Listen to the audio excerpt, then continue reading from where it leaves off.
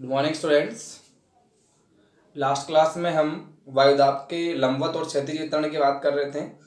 वायुदाब के लंबवत वितरण में हमने पढ़ा कि जैसे जैसे हम क्या करते हैं, ऊंचाई की तरफ जाते हैं, वायुमंडल में ऊंचाई की तरफ जाते हैं, तो प्रत्येक 10 मीटर पर 1 मिलीबार वायुदाब कम होता जाता है। क्षैतिज वितरण की हम चर्चा कर रहे थे कि विभिन्न स्थानों पर अलग अलग प्रकार से वायुदाब पाए जाते हैं। ठीक है, इन अक्षांशीय स्थिति के आधार पर हम वायुदाब के क्षैतिज वितरण की हम चर्चा कर सकते हैं। क्षैतिज से मतलब हॉरिजॉन्टल, यहाँ पे हम बात करते हैं कि वायुमंडल में या हम धरातल पे जो पृथ्वी पर बात करते हैं कि 5 से लेकर 5 डिग्री उत्तरी और 5 डिग्री दक्षिणी अक्षांश, यहाँ पे जो भूमध्य सागरीय भूमध्य रेखीय जो पेटी है, यहाँ पर निम्न वायुदाब पाया जाता है। देखो, अक्षांश के आधार पर हम क्या कर सकते हैं, वायुदाब के क्षैतिज वितरण की चर्चा कर सकते हैं कि यहाँ पर निम्न वायुदाब इस क्षेत्र में पाया जाता है। अगर हम बात करें 30 से 35 डिग्री, यहाँ पर उच्च वायुदाब पाया जाता है। यहाँ पे हम बात करें 60 से 65 डिग्री, तो यहाँ पर निम्न वायुदाब मिलेगा। और ध्रुवीय क्षेत्रों में तापमान कम होने की वजह से यहाँ पे उच्च वायुदाब मिलेगा।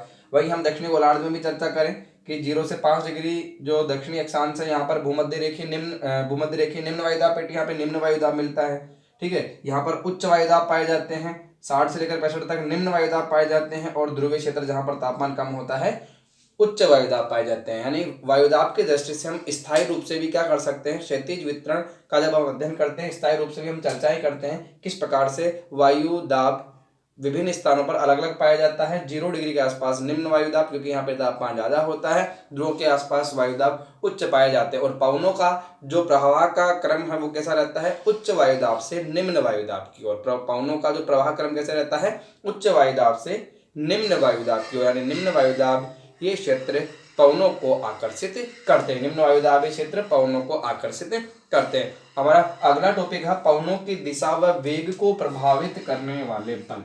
पवनों की दिशा व वेग को, पवनों की जो गति है उसको प्रभावित करने वाले बलों की हम चर्चा करते हैं। पवनों की दिशा और वेग को प्रभावित करने वाले बलों की हम बात करते हैं।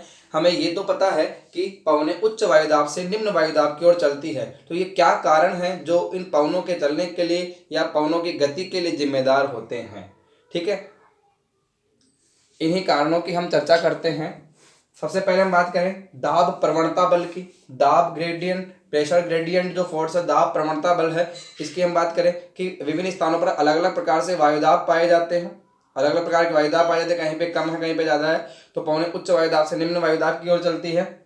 दाब प्रवणता बल इसके लिए मुख्यतः जिम्मेदार है कि दो स्थानों के बीच वायुदाब में अंतर को क्या कहा जाता है, दाब प्रवणता कहा जाता है। कि वायुदाब में अंतर, अगर एक स्थान है, यहाँ पे ए स्थान है, यहाँ पे बी स्थान है, यहाँ पे सेम वायुदाब होगा तो पवनों का प्रवाह नहीं होगा। लेकिन यहाँ पे वायुदाब में अंतर है तो उच्च वायुदाब से निम्न वायुदाब की ओर क्या चलने लग जाती है, पवन चलने लग जाती है। तो सबसे पहले दाब प्रवणता हम किसे कहते हैं, दाब प्रवणता हम बात करते हैं कि विभिन्न स्थानों पर, जब ये दो स्थान की हम बात करेंगे, यहाँ पे वायुदाब में जो अंतर है इसे क्या कहा जाता है, दाब प्रवणता कहा जाता है। क्या कहा जाता है, दाब प्रवणता। और इस दाब प्रवणता बल के कारण ही क्या होता है, पवनें चलती है। क्योंकि किन स्थानों पर निम्न दाब है तो कहीं पे उच्च वायुदाब है, तो उच्च वायुदाब वाले स्थानों से निम्न वायुदाब वाले स्थानों की ओर पवनों का प्रवाह होता है।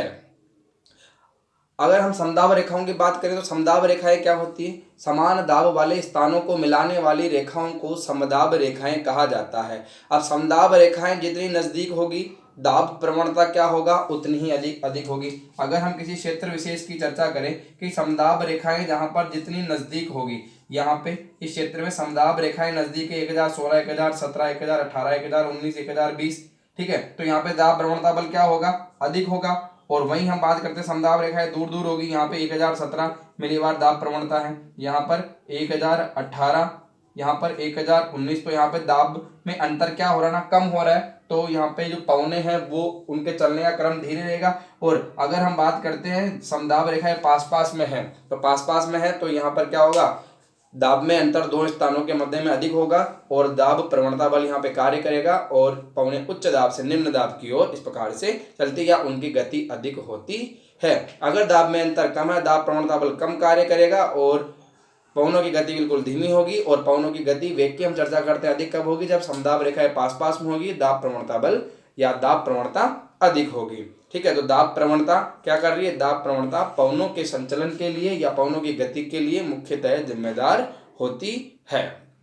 ठीक है, दूसरा हम बात करते हैं कोरियोलिस बल। देखो कोरियोलिस बल की हम बात करें, कोरियोलिस बल, पहले तो कोरियोलिस बल किसे कहते हैं? देखो कोरियोलिस नामक विद्वान ने पृथ्वी की जो घूर्णन गति, यानी पृथ्वी जब अपने अक्ष पर पश्चिम से पूर्व की तरफ घूमती है, हमने देखा कि पृथ्वी क्या कर रही है, अपने अक्ष पर, इस प्रकार से पृथ्वी अपने अक्ष पर यहाँ पर क्या कर रही है, पश्चिम से पूर्व की तरफ घूम रही है, और पृथ्वी के घूर्णन बल के कारण क्या होता है, उत्पन्न होने वाला जो बल है उसे कोरियोलिस बल कहा जाता है। सर्वप्रथम इस बल के बारे में कोरियोलिस नामक विद्वान ने बताया, और उन्हीं के नाम पर इस बल का नाम रख दिया गया कोरियोलिस बल। तो कोरियोलिस बल क्या होता है, पृथ्वी का अपने अक्ष पर घूर्णन से उत्पन्न जो बल है उसे कोरियोलिस बल कहा जाता है। जब पृथ्वी अपने अक्ष पर पश्चिम से पूर्व की तरफ घूमती है तो यहाँ पर कोरियोलिस बल उत्पन्न होता है, और ये जो कोरियोलिस बल है इसके कारण भी विभिन्न प्रकार से क्या हो रहा है, पवनों की गति, यहाँ हम बात करेंगे पवनों की दिशाओं में बदलाव होता जाता है, क्योंकि कोरियोलिस बल क्या करेगा,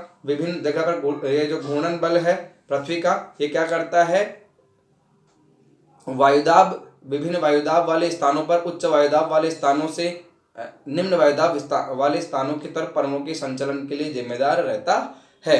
ठीक है, तो दाब प्रवणता की दिशा क्षैतिज रेखाओं के समकोण में होती, इसलिए हवाओं की दिशा की हम चर्चा करें, हवाओं की दिशा भी वही होनी चाहिए। ठीक है, हवाओं की दिशा क्या होनी चाहिए, दाब प्रवणता या समदाब रेखाओं के अनुसार, कि जहाँ पे निम्न वायुदाब है उधर उच्च वायुदाब की तरफ से पवनें चले, लेकिन दिशा में कभी कभार परिवर्तन आ जाता है। उसका कारण क्या है, पृथ्वी की घूर्णन गति।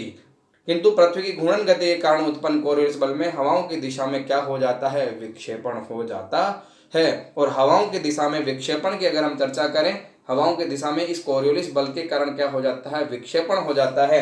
अगर हम यहाँ पे 0 डिग्री की बात करें, 0 डिग्री अक्षांश की बात करें, ठीक है, तो यहाँ पे भूमध्य रेखा जो क्षेत्र है, कोरियोलिस बल के कारण क्या होता है, इस प्रकार से यहाँ पे पवनें जो उत्तरी पश्चिमी दिशा से जो पवनें चलती हैं, ठीक है, ये पवनें कहाँ से जा रही है, दक्षिण पश्चिम जो मानसूनी पवनें, दक्षिण पश्चिमी जो है पवनें, ये दक्षिण पश्चिमी पवनें जैसे ही यहाँ पर कोरियोलिस बल के प्रभाव के कारण 0 डिग्री से अपनी जो दिशा है उससे किधर घूम जाती है, दाहिनी ओर घूम जाती है। उत्तरी गोलार्ध में दिशा विक्षेपित होकर किधर हो जाती है, दाहिनी ओर घूम जाती है। फेरल के नियम की हम बात करते हैं। फेरल का नियम क्या कहता है कि जब कोरियोलिस बल के कारण दक्षिणी गोलार्ध से आने वाली जो पवनें हैं क्या करती है, अपने मूल मार्ग से विक्षेपित हो जाती है और उनके दिशा में परिवर्तन हो जाता है। किसके कारण हुआ, कोरियोलिस बल के कारण हुआ। और वहीं हम बात करते हैं दक्षिणी गोलार्ध में, उत्तरी गोलार्ध से आने वाली जो पवनें होती हैं वो दक्षिणी गोलार्ध में किधर घूम जाती है, बाईं तरफ घूम जाती है। इनका जो विक्षेपण किधर हो जाता है, बाईं तरफ हो जाता है। इस प्रकार से हम बात करते हैं कोरियोलिस बल पवनों की दिशा और वेग को प्रभावित करने वाला बल है। अंत में हम बात करते हैं घर्षण बल की। घर्षण बल भी क्या करता है, पवनों की दिशा और वेग को प्रभावित करता है। घर्षण बल भी क्या करता है ना, पवनों की दिशा और वेग को प्रभावित करने वाला प्रमुख बल है। घर्षण बल का पवन की दिशा और गति पर प्रभाव पड़ता है। घर्षण का मतलब क्या होता है, टकराहट की हम बात करते हैं। जब क्या हो रहा है, धरातल से ये हवाएं टकराएगी तो घर्षण के कारण, जब अगर पहाड़ी क्षेत्र आ जाएगा तो घर्षण अधिक होगा, ठीक है, तो पवनों की गति और दिशा में परिवर्तन होगा।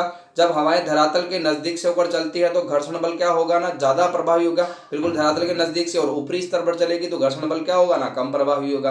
घर्षण बल धरातल पर अधिक और जलीय भागों पर कम प्रभावी होता है। कब धरातल पर क्या होगा, जब ये पवनें चलती है तो घर्षण बल प्रभावी, और जलीय क्षेत्र में घर्षण कम होता है तो वहां पर घर्षण बल कम प्रभावी होता है। घर्षण बल सदैव वायु के विपरीत कार्य करता है। जहां घर्षण बल निष्क्रिय है वहां पवन विक्षेपण बल व प्रवणता बल में संतुलन है। इस कारण इन भागों में पवन की दिशा समदाब रेखाओं के समानांतर होती है। ठीक है, तो हम यहाँ पे चर्चा करते हैं कि घर्षण बल भी क्या करता है, पवनों की दिशा और वेग को प्रभावित करने वाला मुख्य बल है। तो समुद्र सतह पर क्या होगा, घर्षण बल का प्रभाव कम, क्योंकि समुद्र सतह कैसी होती है, जलीय सतह पर इसका प्रभाव कम होता है। और जबकि स्थलीय भाग, वहां पर धरातल भाग की बात करते हैं, घर्षण बल क्या करता है, अधिक कार्य करता है। ठीक है, फिर आगे हम चर्चा करते हैं वायुदाब और पवनें, जो हमारा अगला टॉपिक है। इसमें वायुदाब और पवनें जो अगला टॉपिक है, इसमें प्रमुखतया जो हम बात करेंगे जियोस्ट्रोपिक यानी कि भूविक्षेपी पवनों की। किसके बात करेंगे ना, भूविक्षेपी पवनों की। भूविक्षेपी पवनें क्या होती है इसकी हम चर्चा करते हैं। आगे हम वायुमंडलीय परिसंचरण की बात करेंगे। वायुमंडलीय परिसंचरण से पहले जो हमारा टॉपिक है वायुदाब व पवनें, वायुदाब व पवनें, इसमें हमें जो मुख्यतः बात याद रखनी है, मुख्यतः हम बात करेंगे भूविक्षेपी पवनों की। भूविक्षेपी पवनें क्या होती है कि पृथ्वी की सतह से कुछ ऊंचाई पर चलने वाली पवनें जो धरातल के प्रभाव से मुक्त होती है। यानी पृथ्वी की सतह से, ये जो पृथ्वी की सतह है, पृथ्वी की सतह से ऊंचाई पर चल रही है, यहाँ पे मान लिया हमने पृथ्वी की सतह है, इससे बिल्कुल नजदीक नहीं, ऊंचाई पर चलने वाली ये जो पवनें होती है, ठीक है ना, ऊंचाई पर चलने वाली पवनें होती है, धरातल का इस पर प्रभाव नहीं होता है, ठीक है, धरातल ग्रहण का ये प्रभाव से मुक्त होती है। इन पर दाब, प्रवणता एवं कोरियोलिस बल का प्रभाव होता है। तो धरातल के जो घर्षण उसका प्रभाव नहीं होता, केवल किसका प्रभाव होता है, कोरियोलिस बल का और दाब प्रवणता का यहाँ पर क्या होता है ना, प्रभाव होता है। जब समदाब रेखाएं आगे बात करते हैं, जब समदाब रेखाएं सीधी हो और उन पर घर्षण का प्रभाव न हो तो दाब, प्रवणता बल और कोरियोलिस बल संतुलित हो जाते हैं और पवनें क्या होती है, समदाब रेखाओं के समानांतर चलने लगती है। यानी कि धरातल से ऊपर समदाब रेखाओं के समानांतर चलने वाली जो पवनें हैं, अगर हम एक लाइन में कहना चाहें कि धरातल के ऊपर घर्षण के प्रभाव के बिना जो समदाब रेखाओं के समानांतर चलने वाली पवनें हैं, इन्हें क्या कहा जाता है, भूविक्षेपी पवन कहा जाता है। क्या कहा जाता है, भूविक्षेपी पवन कहा जाता है। एक बार हम बात करें चक्रवातीय परिसंचरण और प्रतिचक्रवातीय परिसंचरण, हमने इसके बारे में पहले भी चर्चा कर ली। चक्रवातीय परिसंचरण और प्रतिचक्रवातीय परिसंचरण क्या होता है, ठीक है। चक्रवाती और प्रतिचक्रवाती परिसंचरण में हमें जो मुख्य बात ध्यान रखनी है, ठीक है, कि जो निम्न वायुदाब, लो प्रेशर के केंद्र होते हैं, लो प्रेशर के केंद्र होते हैं, वहां पर पवनें क्या होती है, बाहर से यानी उच्च दाब क्षेत्र से निम्न दाब क्षेत्र की ओर आती है, इसे हम क्या कहते हैं, चक्रवातीय परिसंचरण। और जब क्या हो रहा है, पवनें हाई प्रेशर यानी उच्च दाब क्षेत्र से कहाँ जाती है, निम्न दाब क्षेत्र की ओर इस प्रकार से जाती है, बाहर की तरफ निम्न दाब है और केंद्र में उच्च दाब है। इस प्रकार के परिसंचरण को क्या कहा जाता है, प्रतिचक्रवातीय। क्या कहा जाता है, प्रतिचक्रवातीय परिसंचरण। और इस प्रकार के संचरण को क्या कहा जाता है, चक्रवातीय संचरण। जब निम्न दाब के केंद्र होते हैं, पवनें केंद्र की ओर आती है तो चक्रवातीय परिसंचरण, और जब ये उच्च दाब के केंद्र होते हैं तो पवनें केंद्र से बाहर की तरफ जाती है, परिधि की तरफ जाती है, इसे कहते हैं प्रतिचक्रवातीय परिसंचरण, ठीक है। अगले टॉपिक वायुमंडलीय परिसंचरण का हम नेक्स्ट जो हमारी क्लास उसमें अध्ययन करेंगे।